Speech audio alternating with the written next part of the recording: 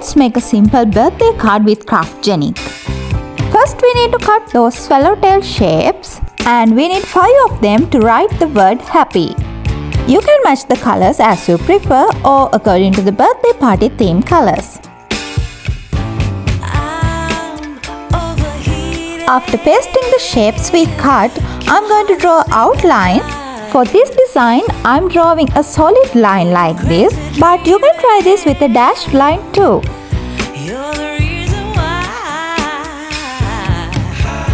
Alright, now we can write the word happy. So I'm writing the letters with black color and drawing the outlines with a white color pen to highlight the letter. And as the final step, we can write our greeting here. As I mentioned earlier, I'm making this as a birthday card, but you can try this design for any occasion.